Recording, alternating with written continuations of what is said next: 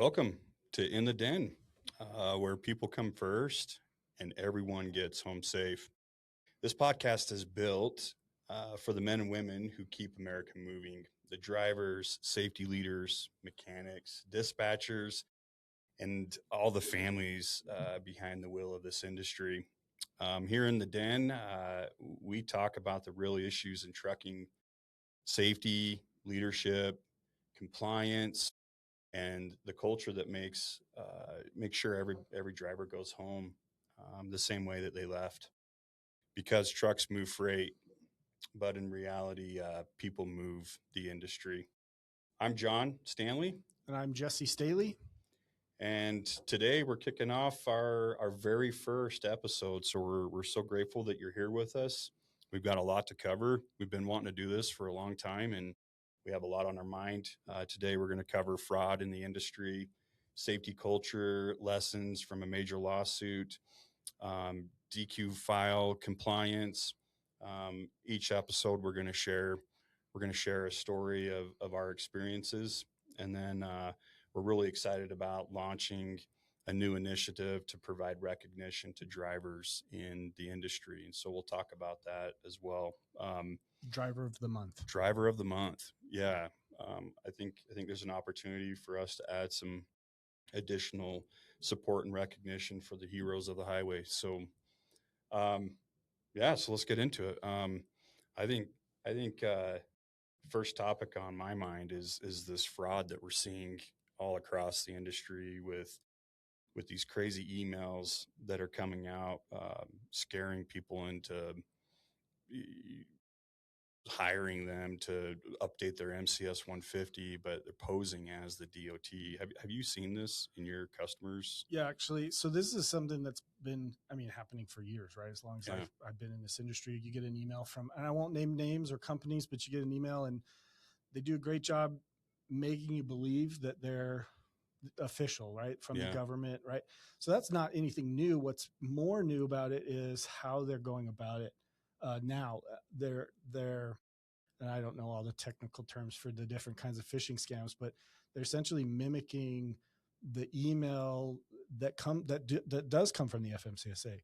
And I've heard too that even there's links that go to websites that look like the FMCSA portal or official pages.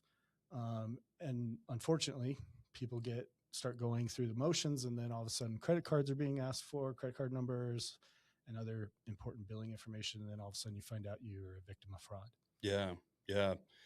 It's, I ran into one the other day that we had a client send to us, that was,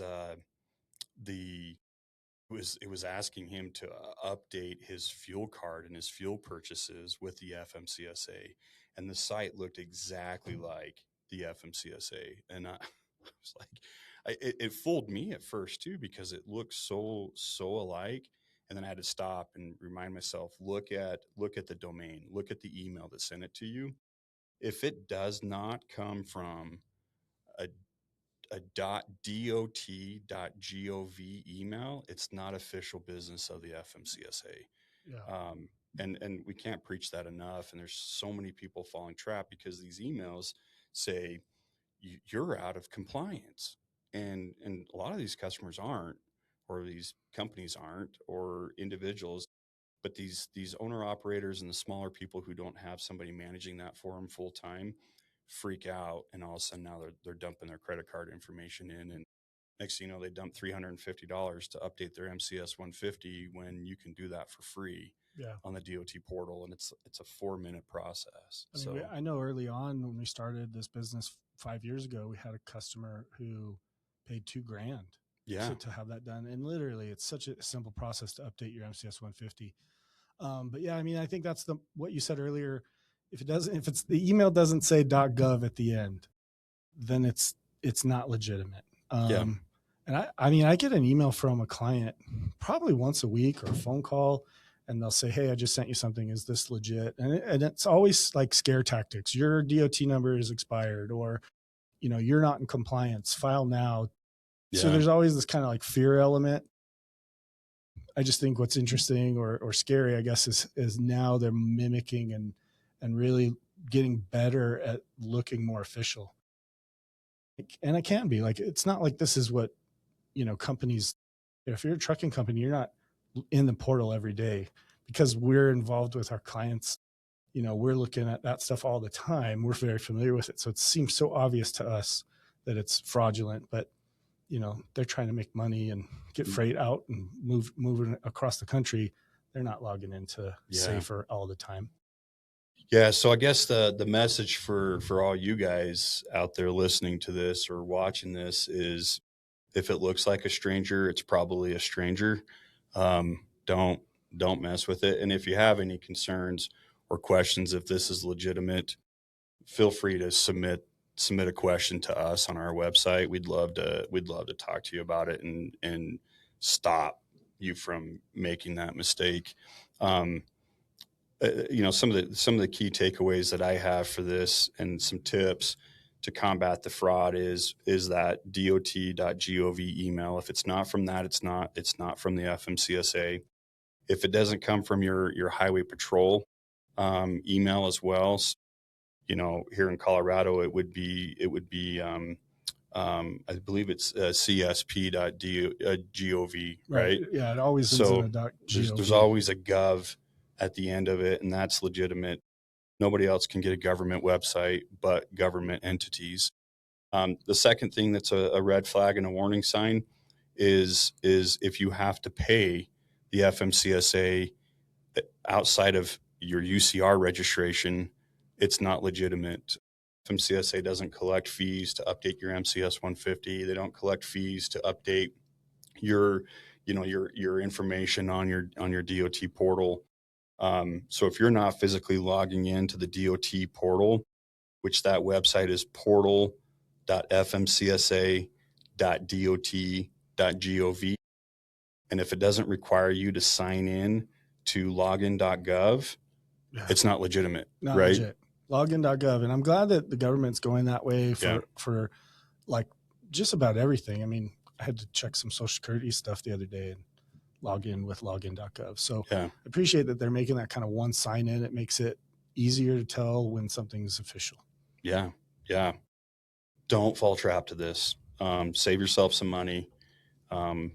People are making millions off of you when they don't need to. And the one I ran into recently is they paid somebody to update the MCS 150, and they used that money and they updated the wrong DOT number. And now that they're not updated, they didn't get their MCS 150 updated. It's a terrible, terrible scam. Protect yourself. I think that, the other thing to keep in mind too is like, when do you file? Right? It's every other year, but based on the last two digits of your DOT number. So sometimes you'll get, yearly or maybe even monthly, you're getting these false emails, these fraudulent emails. The last digit is odd or even. The second to last digit is the month that you file. So yeah, pretty I think easy. I think it's the other way around. Second to last digit is the odd or even, and the last one is the month. You're right. Yeah, sorry. Okay. You can always look it up too. It will show you. Yeah. So just do a Google search, MCS 150 filing date, and it will tell you right there. Yeah, we might both be wrong. Who knows? But I think it's one of the other. I recently looked at it. That's the only reason I know. So, let's move on to some news that we want to highlight, and this is going to go into a little bit of a piece that we're going to do every podcast that, where we highlight some things that are occurring in the industry. And recently, this one's kind of close to my heart because I used to work in this company, but it's all over the headlines that the Sysco Foods just went through a $52 million lawsuit because they had drivers and yard workers who were reporting unsafe practices to the management at Sysco, and nothing really occurred, or the changes that occurred weren't significant enough for these individuals to know that they were working on it. I think you can be on both sides of this story and see both sides, but what this highlights for me is there's a cultural issue in the industry where we're not putting people first. And I think there's an opportunity for us to teach this and to educate leadership. Jesse, what have you seen or done, or how have you helped, the companies you work with to mitigate some of this cultural stuff? This is one of our questions that we do kind of in our deep dive annual audit when we're working with a customer. So, do employees report unsafe or hazardous conditions? And a lot of times the response is, well, yeah, but then I have to ask, what does that look like? Is there a formal process? Is there a form online or a comments and suggestion box? Do they just come up to you and tell you something? And I would say, I wouldn't even say 9 times out of 10, almost 10 times out of 10, right? Almost 100% of the time it's, well, they just tell us. Okay, do you document that? And what are your processes to fix those issues? And so that's kind of the important part, is having a process around this idea. Like, if something is unsafe, if there's a hazardous condition, if there's something happening at a warehouse or a dock or, with the equipment, and an individual warehouse worker, driver, whoever, employee brings that up to you, if you're not formally documenting and then mitigating that problem, working actively to remove the hazard, that's where Cisco, unfortunately, ended up in this $52 million lawsuit. And that was the verdict. I mean, that's a closed case. I know I'm not giving specific examples, but I just think starting at that base, right? If you don't have a process to document and then repair, fix, mitigate, however you want to say it, that the hazards that are being reported to you, then you are susceptible to being, sued. I think the important part to what you just said to me is the action that comes afterwards, and that's huge, right? The action is all of it, right? And that's what makes all the difference. Right. And I mean, and in this case with the Cisco, and I'm sure that hundreds of thousands of companies are guilty of something similar, right? Yeah. For various reasons. You're told about something, and you put it on a sticky note and you put it off to the side, and then all of a sudden 8 people call off, and you got to deal with how you're going to make money for the day and figure all that kind of stuff out, or you have a breakdown and or whatever, right? There's a million reasons why something gets in the way that problem doesn't get fixed and it gets forgotten. Yeah, having that process and then following it is really critical. I think just having that culture, like building that culture into the team, making sure your drivers understand, like, if you bring a problem to me, we're going to go through a process. We're going to work on it together. Yeah. And the documentation of it, right? Here's how it was reported. Here's what we designed. Here's what we identified. Here, and the other part that I get tied up in is, too many times in our culture, we just want to handle it as a leadership team, and we don't involve our frontline employees in the process development, right? Mm-hmm. You find a hazard and they report the hazard. Well, then you go build a policy and roll it out, and it might not be really what needs to be done because you haven't consulted with the experts who are doing it daily, right? Start having some trust in your employees. They'll lead you and guide you to what really should take place. How do we fix this, right? And I think you touched on it with having the committees and bring your employees in. But what do you do? What do you do if you're a small company and you don't have the resources to really have a committee? What's your advice and guidance there? I mean, I always talk about learning teams. That's a reference to Todd Conklin, who's a great individual in the safety world. But build your learning team, and maybe it's just you as the owner, and you only have one other driver, right? There's 2 of you, but that's your learning team. And having a process to just document it. There's a lot of different ways you can do that. What I worry about is, with the advent of AI, because this is something you talked about, policy, right? Or process. The last thing you want to do is go on, something, an AI, and just plug in, like, make me a policy for this. Because that doesn't know your entire operation. That AI platform, it doesn't know the nuances of what you're doing. But like you said, your frontline individuals, the drivers on the road, the workers on the dock, they know where the weaknesses in the system are. And so you got to ask them the important questions. Like, where is your next accident going to happen? What is something that's unsafe that you deal with every day?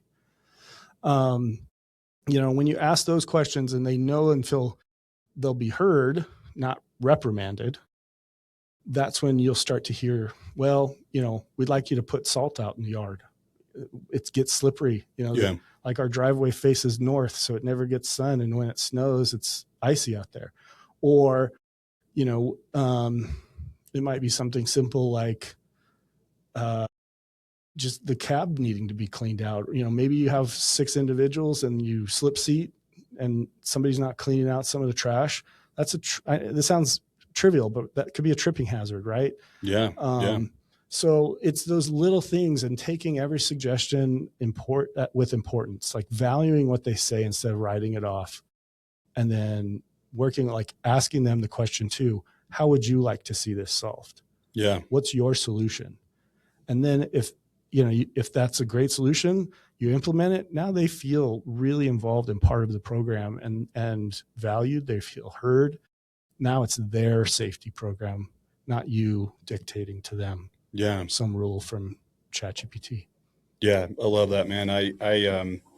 If you guys need some more guidance or direction on this, we'll put some more information in, some of the standards that we've developed when it comes to hazard reporting into our knowledge base for our website. You guys can tap into that and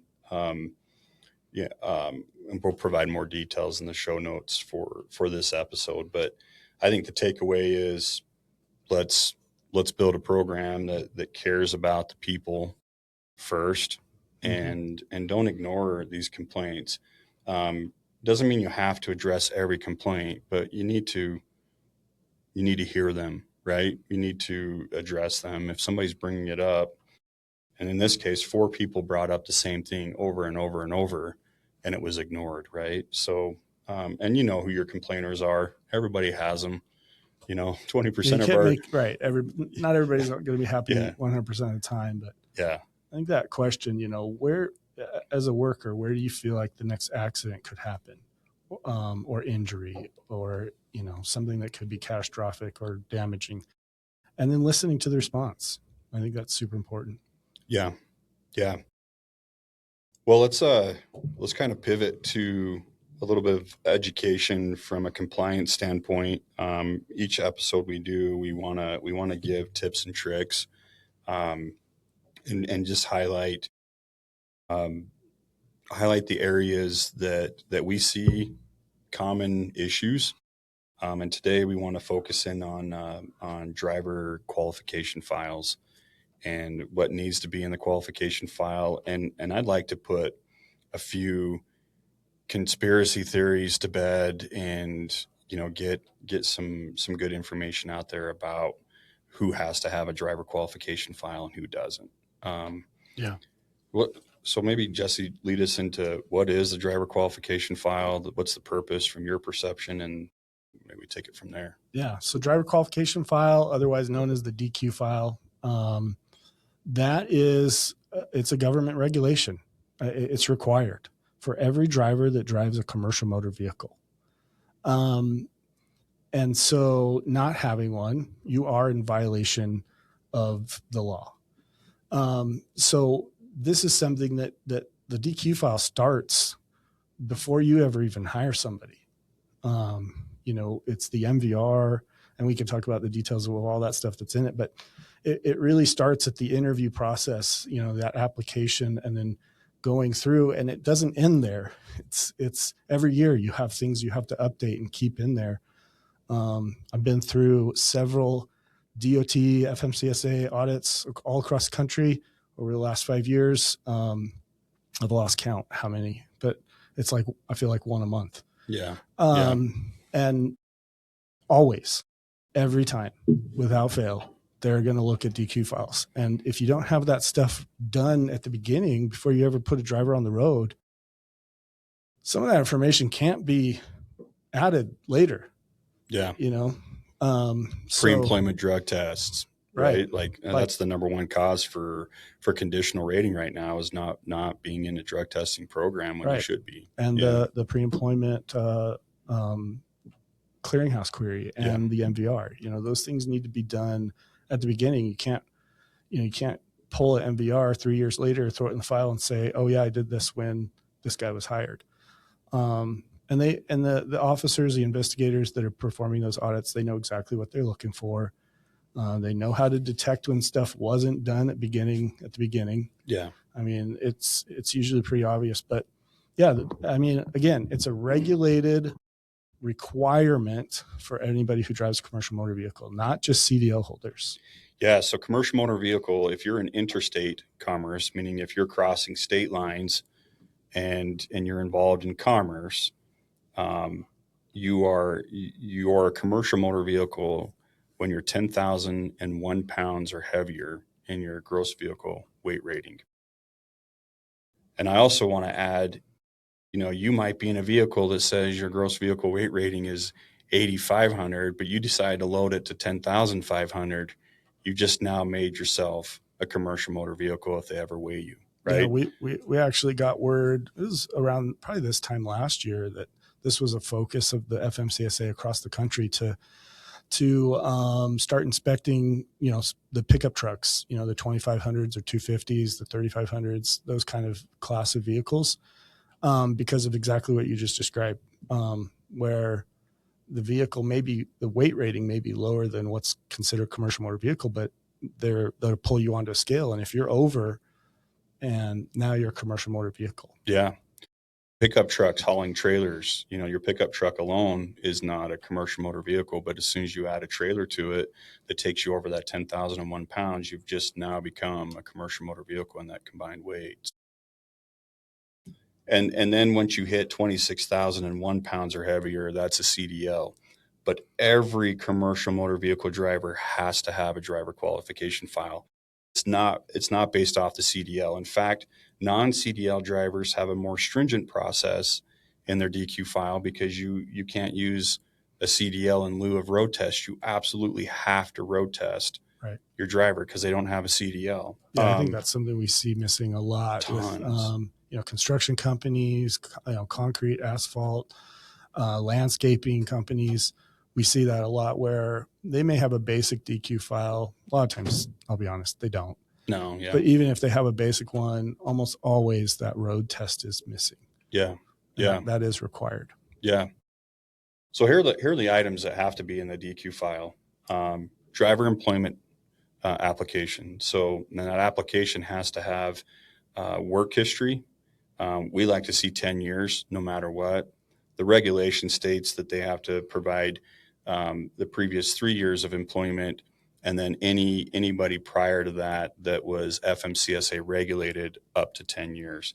I always just tell our clients, give me 10 years. I don't care what you were doing. I want to know what you've done for 10 years with gaps. Yeah, it's just easier to explain to the driver too. 100%. Like, just give me 10 years of history, all jobs. Yep. It's easier to say. And then you're collecting their history, so you get a good image of who they are and what they've done and what their experience is in. And the reason I also say that is because also in the application, you have to show what their experience is. So what kind of vehicles have they driven? Well, if they tell me that they've only had 1 year of driving history, but they got a million miles of experience, well, how come that's not on the app, right? So that's why I asked for the 10 years of employment history, no matter what.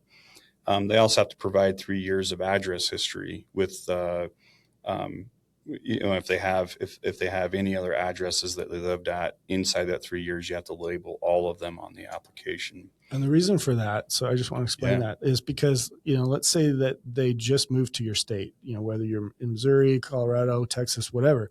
If they just moved here from another state, you have to run an MVR for every state or every jurisdiction that they lived in the last 3 years. So you may have to run a 2 or 3 MVRs on an individual. Yeah.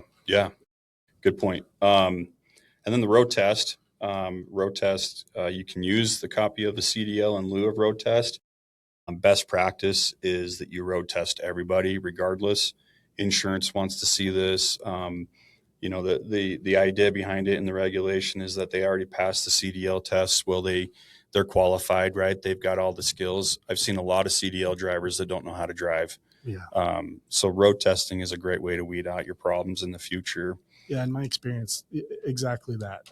I can't tell you how many road tests I've done with an individual who's had their CDL for years, and I go ask them to back into a door, and 10 minutes later, we're still trying. Yeah, to figure it out. We're sideways. Yeah, yep.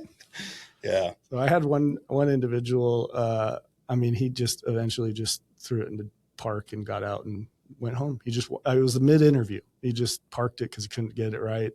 And I watched him get in his car and drive off. That's crazy. Yeah. And it's so common, right? Mm-hmm. And if we would do road tests on every driver, we would catch this stuff before we put these individuals on the road. Yeah. So instead we wonder why we're having accidents at, gas stations and parking lots. Right. And close truck quarters. Stops. Yeah. Yeah.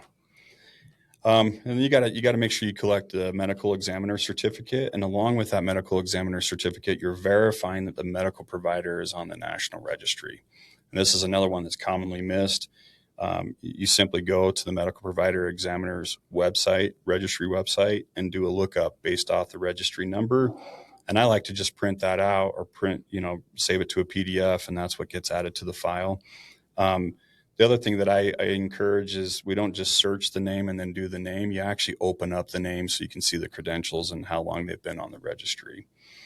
And then, obviously the MVR at time of hire, and then an annual MVR that has to be pulled every year that employee is in your operation. And you have to verify that you've reviewed that MVR.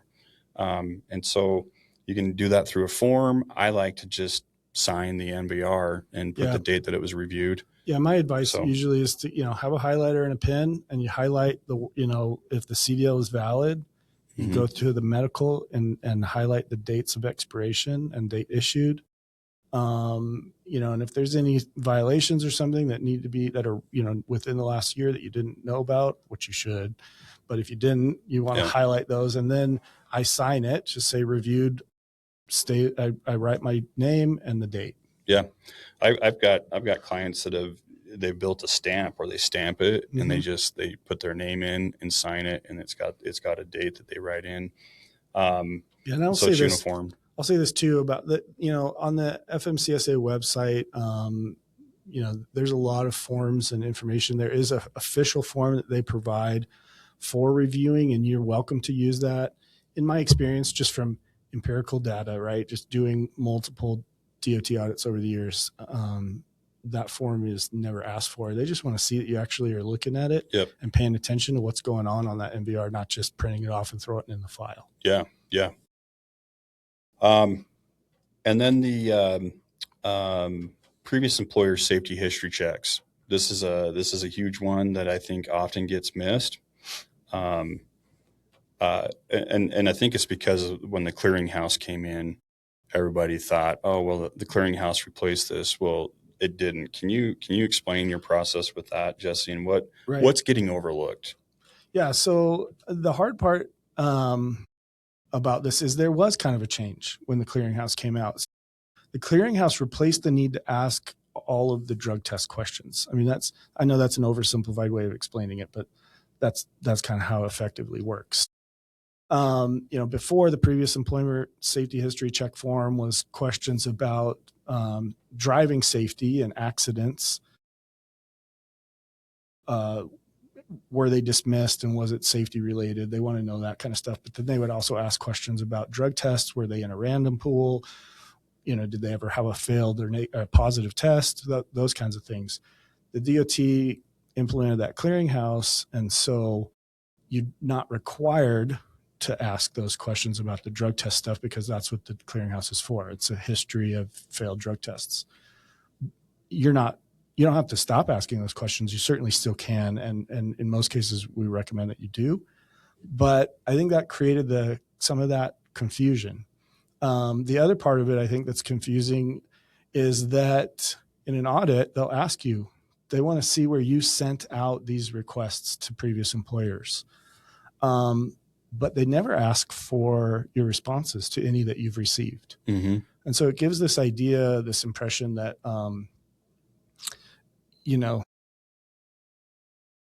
I hate to say it this way, but that maybe it doesn't matter, right? Because if you're not checking both sides of that coin, right? If you're not checking that you're answering the ones received and also sending, then it just feels like red tape. Yeah.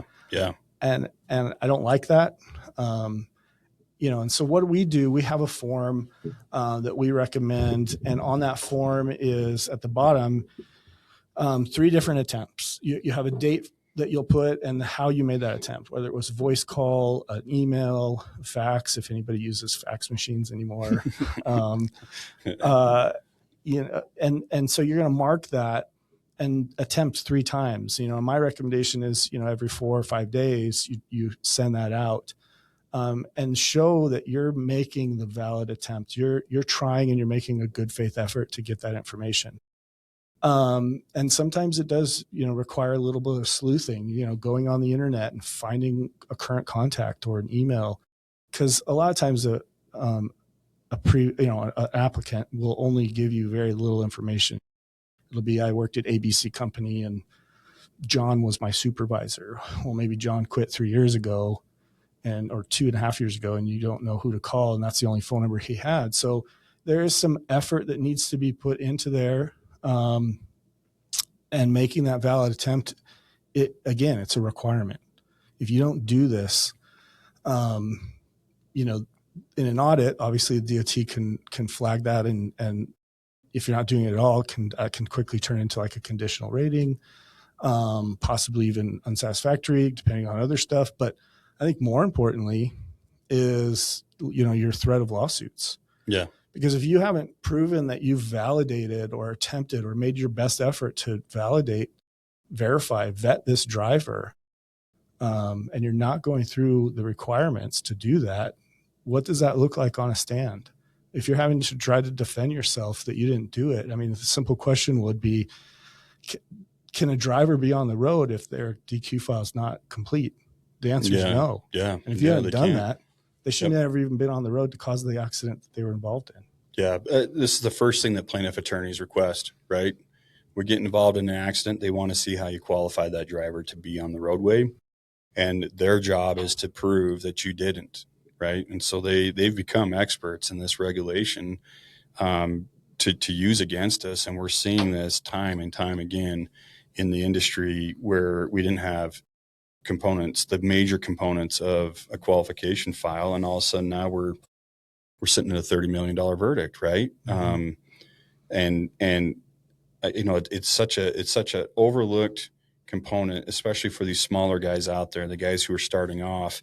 And we go through a new entrant audit, but sometimes that doesn't even happen for 18 to 24 months, right? And I've run into people who have never had a new entrant audit, and that's the purpose of that audit is to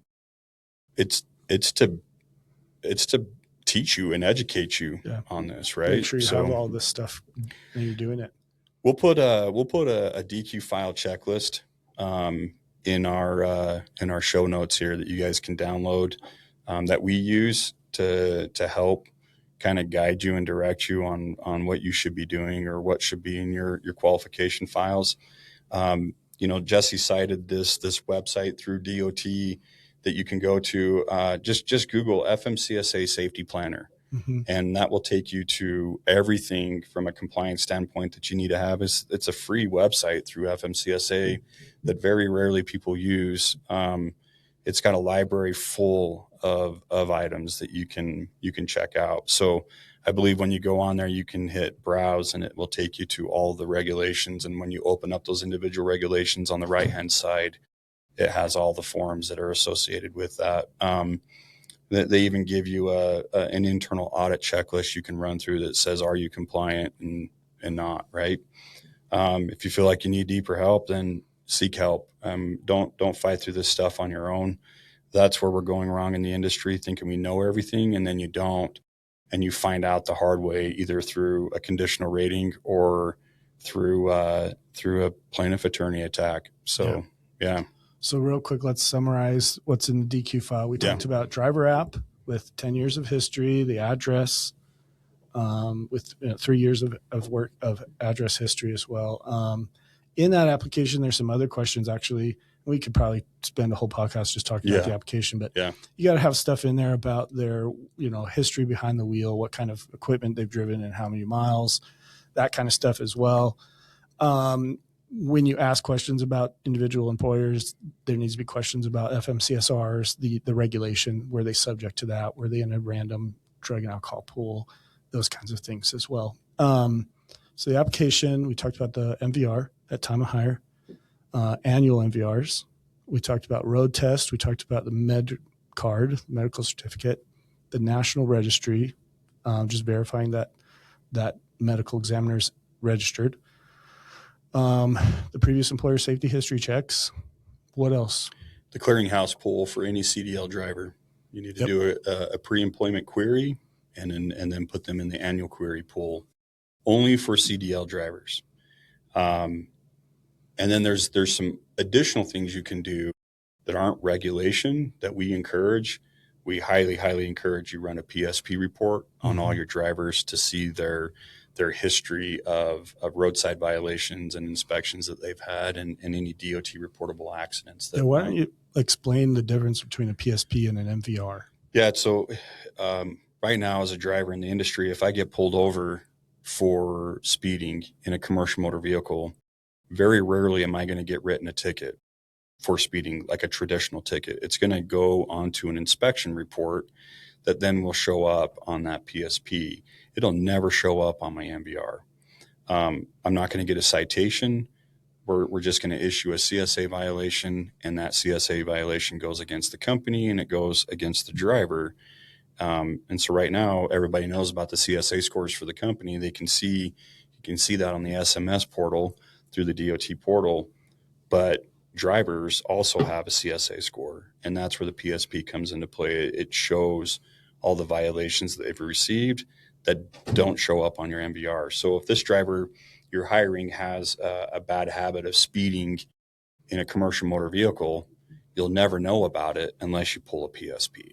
Yeah. So why wouldn't highway patrol, state patrol, police, why wouldn't they issue a ticket to a driver in that scenario, just the violation? Because here's my theory, and I can't prove this, but this is my theory. This is a baited question. I already know the answer. It's more profitable to hit the company for it has a greater impact to hit the company. Yep. But reality is we're not punishing the drivers. It does nothing to a driver if your internal policies don't have some sort of reprimand for that type of behavior. Yeah. And the other thing that we see is if a citation is issued, that driver can go to court, get it dismissed, plea bargain, whatever. Obstructed windshield. How many do you see those on MVRs? Or drove a defective vehicle, stuff like that. And then you can take that information and submit it to DataQ and get removed. Yeah. If you're seeing a lot of obstructed or defective vehicles on MVRs, those are moving violations that were reduced. Yeah. Nobody ever really gets a ticket for an obstructed windshield or a defective vehicle. Right. So it is those two-part things. It's like hitting the company, and then also trying to evade or avoid the possibility that driver gets it removed or that the company gets it removed from their CSA score. Yeah. Yeah. So, now, and there's still debates about this on the purpose of CSA, and there's people on both sides. The intent was that eventually a driver who exhibited unsafe behavior would have interventions, and they do them. I think that needs to be a little bit more encouraged on the inside rather than the government. I think we have a greater impact with our employees to create accountability when it comes to these MVR reviews and it comes to what's on your PSP report. You can only pull PSP at time of hire. That's right. Do not pull it outside of time of hire. You will get audited and you will get fined if you didn't follow it. I've had 3 clients go through audits. All of them passed with flying colors. but it will be audited. It's only a pre-employment. You can't pull it after you hired them. Right. So, And the reason for that is because, you're pulling it pre-employment to see their history. After that, you should know it. Right, about every Yeah. violation they've received. Yep. But yeah, very helpful. Thanks for bringing that up. You mentioned the Clearinghouse as, what I recommend to people is to print screen that, make it a PDF or whatever, print it out, throw it in a file. You're not required to do that, but I think it's a good practice. Open the details. Yep. Also, don't just look at it. Yeah. Open the details. So after you run that report, even if it says driver not prohibited, click on the details, because what you're looking for is if they were involved in a SAP and if they have any outstanding steps to finish. Because if you hire that individual and they haven't finished it completely, you are responsible now. Yeah. And SAP is the Substance Abuse Professional Program. So it's if they've ever tested positive or refused to test. And again, this is only for CDL drivers. There's not a drug and alcohol monitoring or process for non-CDL. It's highly encouraged. You have a drug testing pool for non-CDLs. Your insurance will appreciate it. Your defense in the future will appreciate it. And I say future because it's not if, it's when. So that's a whole nother podcast in itself. Yeah. Maybe we could dig into drug and alcohol testing in the future. But all right, well. I think, and to be fair, I think when you look on the safety planner FMCSA website of what's required to be in a DQ file, there's some additional documents that they mention in there. We're talking from a very practical experience, having been through, 30 plus audits in the last 4.5, 5 years. This is what they're looking for. This is what they're paying attention to. Things like disqualification of drivers is also required. Should be in your handbook. Right. So things like that. There's some additional things, if this is what you need to focus on, what we've talked about here, get that good and then improve from there. Yeah, 100%. Well, we're going to move into our next segment here. Each time we do an episode, we want to highlight just an experience that we've had in the industry, kind of a story that has either impacted us individually or impacted some of the people we have stewardship over in the industry, things that we hold near and dear to us that have made us who we are, whether it's our experiences as former drivers or experiences as consultants in the industry, engagement with our customers. I want to tell the story that pushed me into safety. And this is kind of a pivotal moment in my life and my career when I decided that we needed to do something different. We had to be better. So I got my CDL in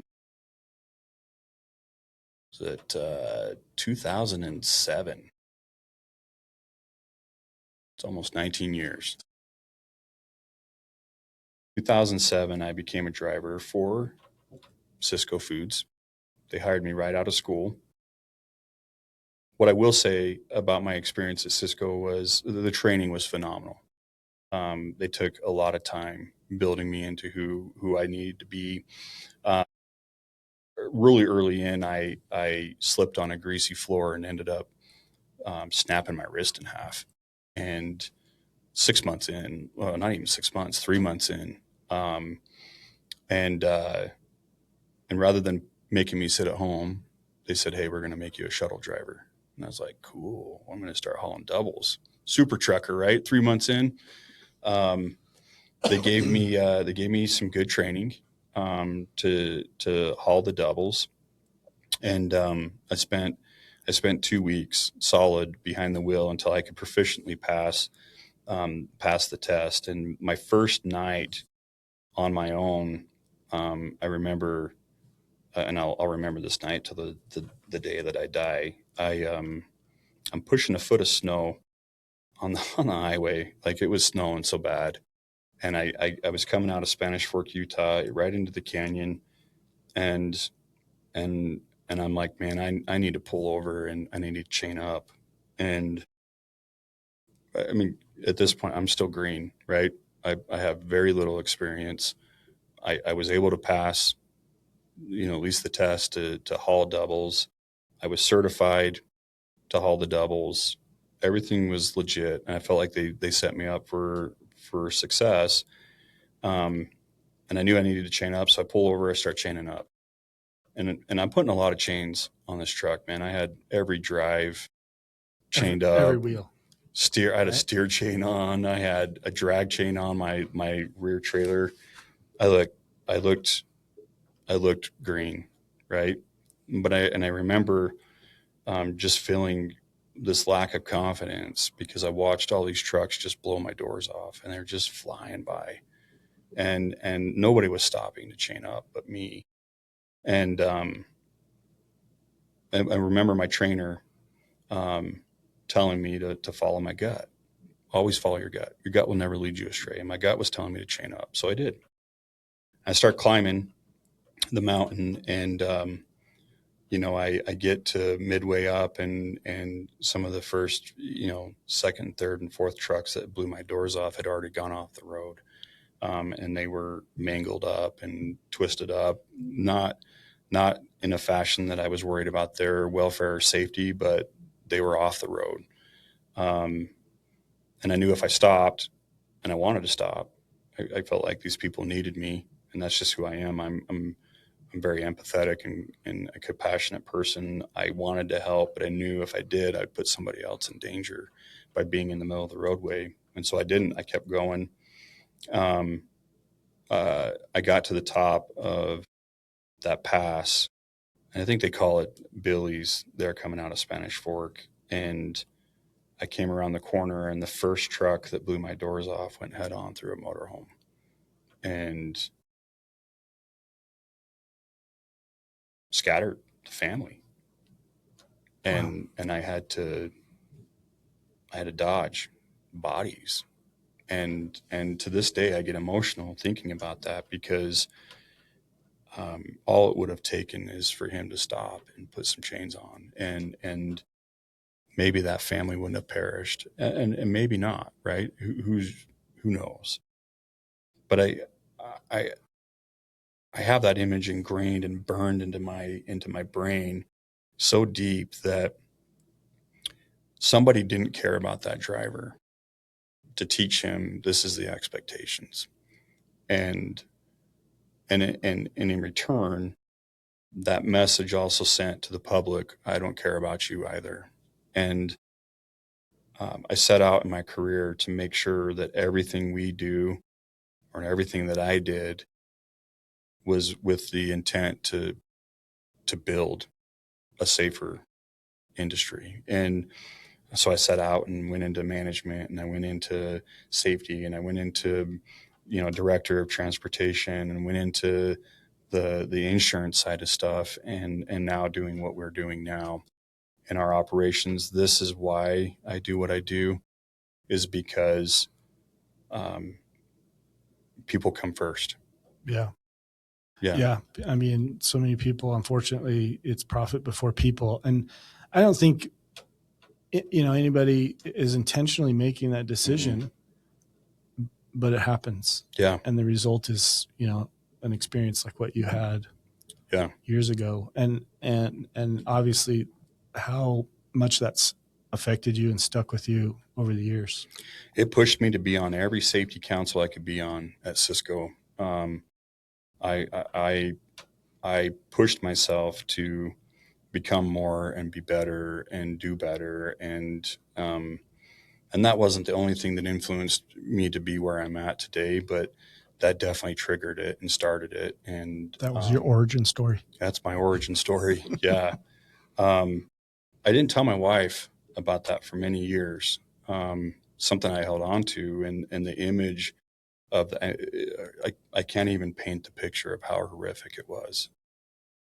And to be the first person on scene, I had no choice but to stop, right? And I had to deal with it, and I had to help. It's something will never leave me. So our quest with this podcast is to ensure that that doesn't happen on our watch, right? And if you're under our stewardship of any shape or form, this is what we fight to protect you from. So, Yeah. Let's talk about our driver of the month. And then I really want to kick that off, and we'd like to see some good participation. So, so before we wrap it up, you want to kind of highlight that a little bit? You want me to highlight it? Yeah. I mean, why don't you tell us about the program? I'll be Yeah. honest, I'm less familiar with it than you are. Yeah. I know you've been working on this. I want to we want to highlight a driver from the industry, whether you're engaged with us from a professional level, you're friends of ours in the industry, or you're a newcomer to this podcast, which everybody will be at this point. Right. But we want to receive some nominations from people in the industry, whether you're a driver and you want to nominate a friend, whether you're a leader and you want to nominate your driver, whether you're a family member of a driver and you want to nominate them, or you know of somebody that's a friend of yours, or and what we're looking for is we're looking for submissions, and we'll have instructions on how to submit that. Um, we're looking for submissions from anybody who wants to nominate a driver who has exhibited safe leadership, who's exhibited strength in the industry, heroism, something that makes them stand out to, one, put people first, but also ensure that everybody that they engage with goes home safe every day. Professionalism, pride in their work and what they do. 100%. And we'll take those nominations and we will review them on a monthly basis, and we'll pick the one person, and we're going to do a vote through our organization that will identify who we want to highlight. And then we'll showcase that individual on this podcast during this segment. And then anybody who is selected and we highlight, we will send a plaque and a $250 gift card to. That's pretty awesome. Yeah. Oh, and I know the title. We're calling it the DEN, which is Driver Education Network, Driver of the Month Award. Yeah. So we might come up with a cool little tagline and stuff on that to be determined. But please nominate your drivers. Let's get some good recognition out there for them. I don't think we do enough recognition. I think this is definitely an opportunity. So we'll post the website where you can nominate your drivers for this, and we'll have links all over social media and whatnot. We'll highly advertise this. So so are we asking for like a photo, the name of the company that they work for, and maybe a brief story? Yeah. Why you're nominating them. Why you're nominating them, and keep in mind. Sorry, I think I would have muted that. Keep in mind we're looking for your reasons, right? Why are you nominating them? And we're gonna read that. We're gonna highlight that. That'll be the information that we use to highlight. So we'll ask for basic information of the driver, and obviously not personal information, but basic information on who they are and why you chose them to be nominated, and a little bio and picture is always helpful. That way we know we're sending a $250 gift card to a human being and not a PO box in Nigeria somewhere, right? Right. So yeah, so we're really excited about that. We're excited to participate in recognition. Long term, we're also going to have a Driver of the Year nomination that will come with a significant reward that we'll issue, and I think it's a good opportunity for us to just do more and participate more in these guys and men and women that are keeping our roads safe. So that's great. Yeah, I think this is a neat initiative, and yeah, please Yeah, please nominate. Yeah. Well, that's going to be the end of our episode today. This is kind of a growing and evolving podcast. We may add more in. We'd love to hear from you guys on what are topics that you need more knowledge on, information on. So we'll have opportunities for you to submit. Our intent is to have more guests on this, and get more people involved with the conversation. So stay tuned for more of that in the future. But yeah, that's it. Yeah. Remember, safety isn't about paperwork. It's about people. Put people first. Yeah. Whether you're behind the wheel or you're managing a fleet or you're supporting drivers in the office, remember why we do this. Yep. And we do it because people come first. And in this den, we make sure everyone gets home safe. Yeah. Should we say that together, like a team chant? Yeah, let's do the team chant. Get home safe. Get home safe. That's horrible. Yeah, that was terrible. We'll get better at this. All right. Well, thanks for joining us. Yeah, we look forward to seeing you guys next time. Thank you.